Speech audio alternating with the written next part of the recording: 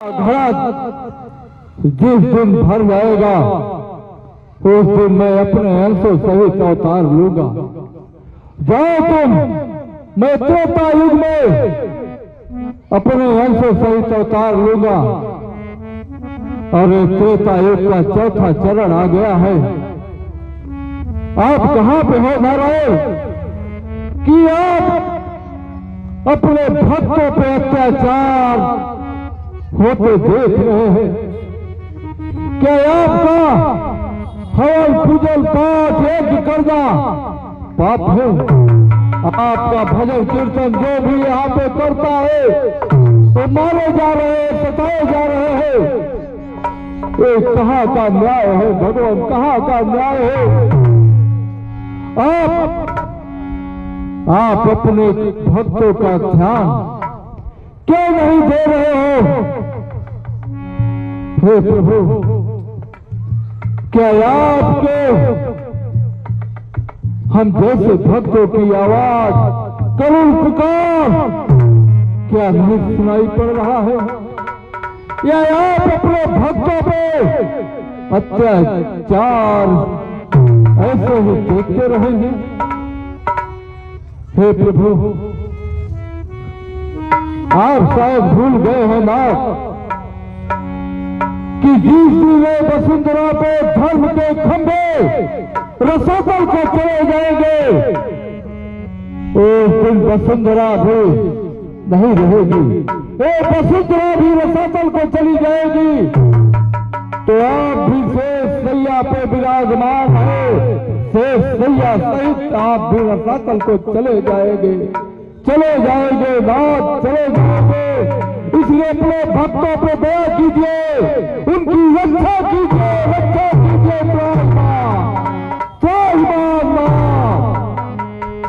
हे प्रभु, आप कहां पे है? कहां पे है नारायण? किस करुण भरी पुकार पे भी आपका हृदय नहीं फट रहा है।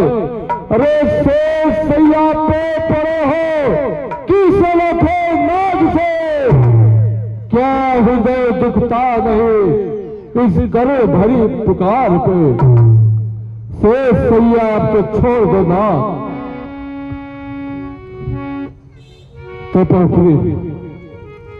ध्यान लगा करके देखता हूं कि इस समय नारायण कहां पे है, कहां पे है। और तुम भी ध्यान लगाओ, मैं भी देखता हूं।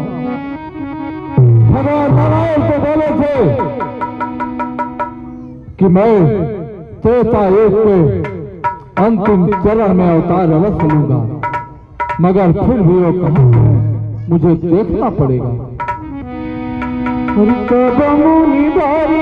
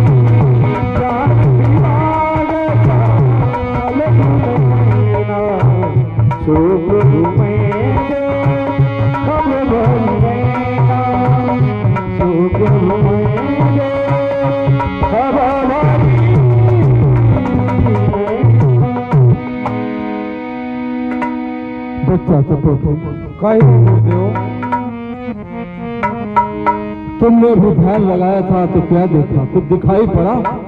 नहीं गुरुदेव, आप ही बतलाइए, आप क्या देखे हैं? बच्चा तपो कहिए गुरुदेव। भगवान नारायण तो इस वसुंधरा पे अवतार ले चुके हैं। क्या कहा गुरुदेव? हाँ, तो अयोध्या नरेश चक्रवर्ती चूड़ामणि महाराज दशरथ के यहाँ अपने अंशों सहित पुत्र के रूप में अवतरित हो चुके हैं।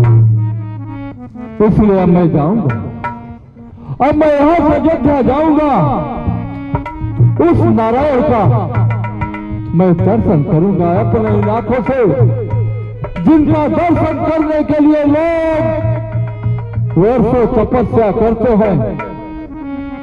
एक शरीर से प्राण चला जाता है, उनका दर्शन नहीं हो पाता है।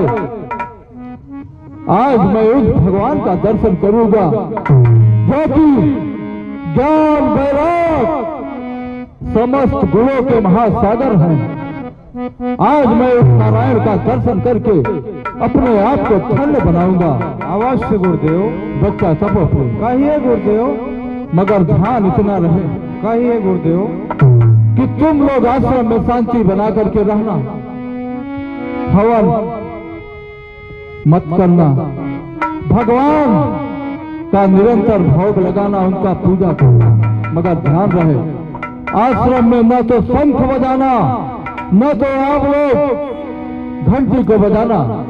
फिर भी मैं आश्रम के चारों तरफ अपने मंत्रों के द्वारा इस आश्रम को बांध करके जाएंगे, जिससे कि हमारे आश्रम में कोई भी निशाचर प्रवेश नहीं कर पाएगा। और मैं जा रहा हूँ अयोध्या, तो मैं महाराज दशरथ से पास जाऊंगा और भगवान को अति शीघ्र अपने आश्रम तक लेकर के आऊंगा। अवश्य गुरुदेव, आपके आज्ञा का पालन होगा। तुम लोग शांति